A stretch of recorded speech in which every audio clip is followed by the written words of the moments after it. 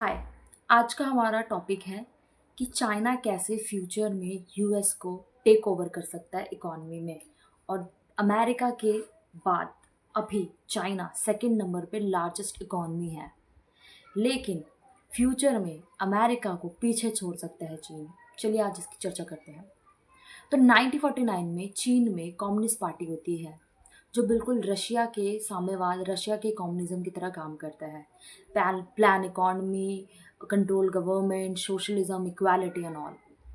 उसके बाद हम देखेंगे 1973 में चाइना में एक मॉडर्नाइजेशन होता है चाउमिन लाई के द्वारा, जहाँ पे industry, agriculture, military, science and technology, इन सभी चीज़ों को मॉडर्नाइज किया जाता है। फिर आता है 1970s में चाइना अपने जो पॉलिटिकल रिलेशन और ट्रेड और बिजनेस को बढ़ा रहा है। सबसे पहले 1972 में वो अमेरिका के साथ ट्रेड करेगा। उसके बाद 1978 में के अंडर वहाँ पे कुछ रिफॉर्म्स आते हैं, कुछ पॉलिटिकल रिफॉर्म्स आते हैं, स्पेशल इकोनॉमिक जोन बनाए जाते हैं, जिसमें ट्रेड, बिजनेस, व्यापार, बाहर की कंपनियों को चाइना में इनवाइट किया जाता है, एफटीआई बढ़ाया जाता है चाइना का। इन सभी तरह से चाइना का डेवलपमेंट किया जाता है। चाइना पहले, जब वो सोशलिस्ट का था, सोशलिस्ट तो चाइना अभी भी है, लेकिन उसने थोड़ा सा चेंज ये किया है कि अब वो कैपिटलिस्ट और सोशलिस्ट का मिश्रण है, मिक्स्ड है। दोनों को मिलाकर वो अपनी इकोनॉमी को बिल्ड कर रहा है।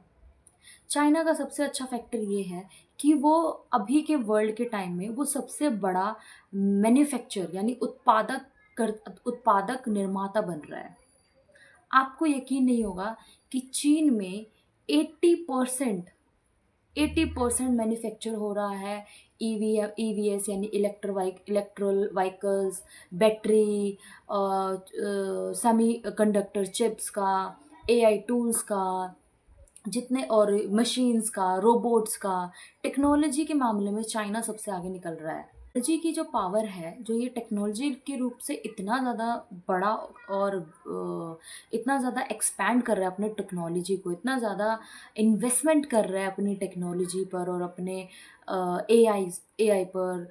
आपको एक डाटा शेयर करती हूँ जिसमें पता चलेगा आपको कि चाइना जो है 2025-26 में पूरे वर्ल्ड मैन्युफैक्चर में 30% सबसे ज़्यादा वो मैन्युफैक्चर कर रहा है। अमेरिका भी इतना मैन्युफैक्चर नहीं कर रहा। अमेरिका का जो रेट है वो है 17%।